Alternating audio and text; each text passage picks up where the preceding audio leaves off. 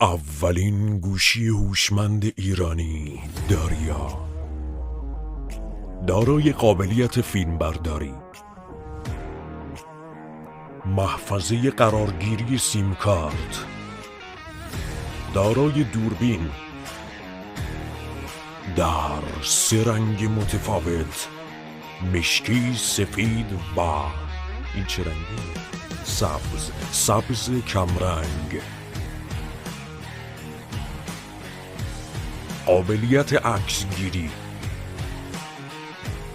دارای زوم، از زن بی‌حجاب برای اولین بار در ایران، قابلیت نصب ایتا و روبیکا به جای تلگرام و اینستا، دارای باتری و قابلیت شارژ شدن تا 100%.